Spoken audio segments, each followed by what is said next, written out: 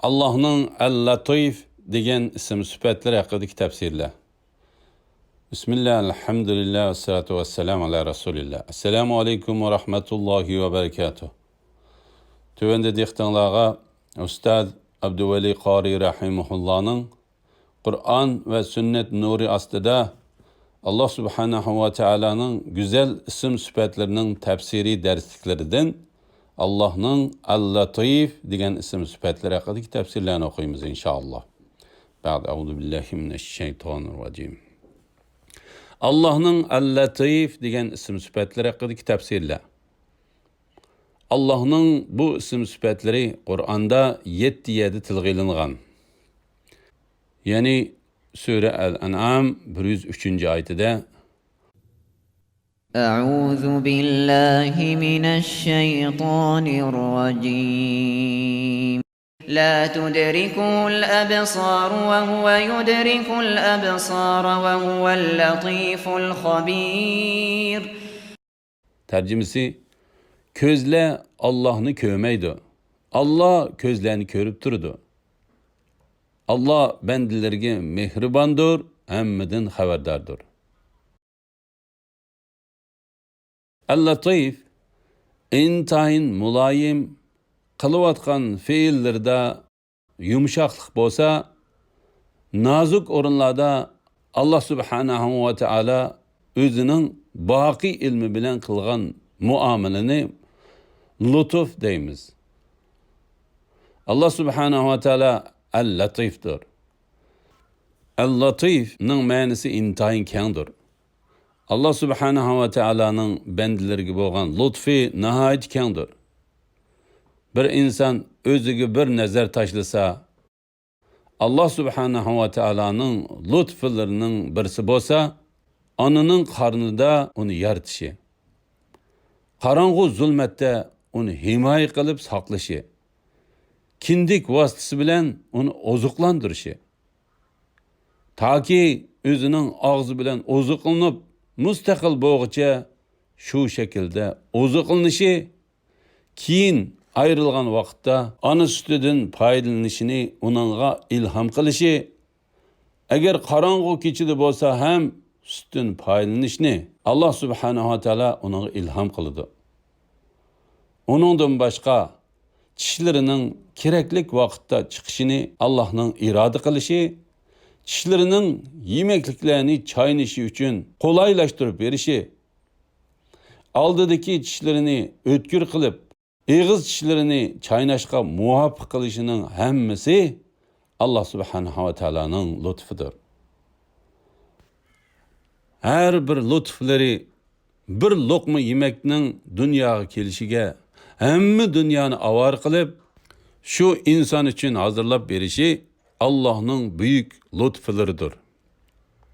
Bu yerde bir lokma yemekinin vücudga keliş için hatta yer ve hemme kainat avar buludu. Onu yerini ıslah kılgıcıdan tatip, uruk çaçkıcı, su bilen sugurgıcı ve onu yığıp algıcıdan tatip, ahiri şu neslerden yemeklik tayyar kılgıcıgıca bulanın hemmesini şu yolga selip koyuşu Allah subhanahu ve Teala'nın lütfudur. Ben de Allah'ın El-Latif sıfatını bilgenden keyin başka bir neslerini köz aldığı keltirip, özüge napak tizek bilen kan oturusudun sütünü çıkarıp beriyotganligini, bütün kıymet bahalık, çıraylık taşlarını, qattiq taşlarının arasından çıkarıp beriyotganligini, haselni herden çıkarıp beriyotganligini, ipekni qurtlardan çıkarıp beriyotganligini, marjanlarni sadaflardan çıkarıp beriyotganligini görüp, hem aşu napak sudan bizni vücudga keltirip, özünün ma'rifatini aşu napak sudan vücudga kelgan insonga beg'ishlaganligini, aşu napak sudan vücudga kelgan insonga özünün ulug' amonatini yükleganligini tasavvur qilib, Allah'ın lütfunu ko'rgandan keyin Allah subhanahu ve Teala şunca aciz bir mahlukka özünün şu derecede katta amanetlerini yüklegenlikini görüp, Allah'ın bendilerge lütf kılışını öğreniş gerek. Ularni Allah'ın yoluga davet kılıvatkan vaqtlarida, ahiret saadetiga chaqirayotgan vaqtlarida ularni kemsitib, ayıplamasdan davet qilishni o'rganib bilish kerak. Husumat va tarafbozlik qilmay, ularni to'g'ri yo'lga boshlash kerak. Hammadan muhim bo'lgani chiroyli gap qilishlam emas, balki chiroyli amallar bilan ko'rsatib, bendilarga lütf qilishni o'rganib bilish kerak. Qur'on va hadislarda Allah'ın bu isim sifatlariga aloqador tuvandiki mazmunlar tilga ilingan. Sura Luqman 16. oyatida يا بني إنها إن تك مثقال حبة من خردل فتكن في صخرة أو في السماوات أو في الأرض يأت بها الله إن الله لطيف خبير. Tercümesi Luqman aytdi: Ey o'g'ilchiqim, qilmishing qichichaqliq narsa bo'lib, u uyul toshning ichida, ya'ni eng maxfiy joyda, ya osmonlarning qetida, ya zaminning ostida bo'lsa-mu, Alloh uni hozir qiladi. Uning hisobini oladi. Alloh haqiqatan inchki kuzatkichidir, hammadan xabardordir. Sura An'am 103-oyatida لا تدركه الأبصار وهو يدرك الأبصار وهو اللطيف الخبير. Tercümesi Közle Allah'ını görmeydi. Allah közlerini görüp durdu. Allah bendillerge mehribandır, hemmeden haberdardır.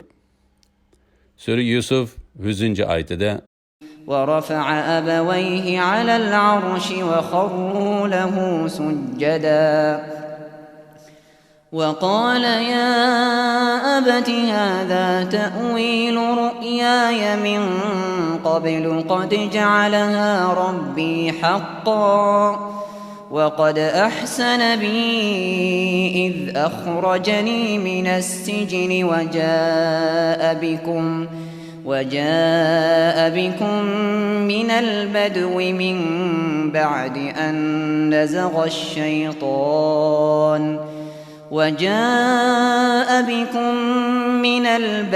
من بعد أن نزغ الشيطان بيني وبين إخوتي إن ربي لطيف لما يشاء إنه هو العليم الحكيم. Tercümesi ata anasını taxtida yenida o'ltirg'izdi. Ular shohlarga ta'zim qilish odati bo'yicha Yusufga sajda qilishdi. U ey ata, mana bu burun kichik vaqtimda ko'rgan tushimning ta'biridir. O tushimni Rabbim haqiqatan rostiga chiqardi. Rabbim meni zindondan chiqarish bilan, qarindoshlarim bilan mening aramni shayton buzgandan keyin sizlarni sahrodan bu yerga elib kelish bilan menga ehson qildi. Rabbim xolig'ini ishga oshirishga haqiqatan tadbirlikdir. U haqiqatan hammani bilguchidir, hikmat bilan ish qilguchidir.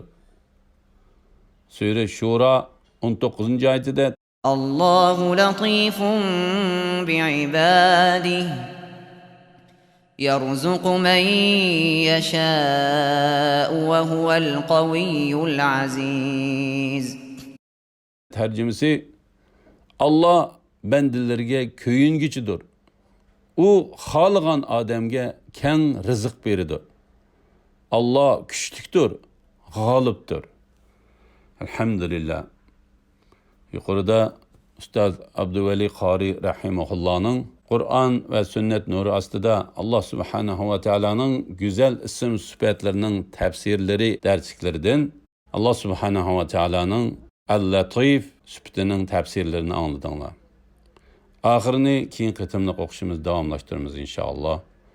Sallallohu ala Muhammad va ala alihi va sahbihi va sallam.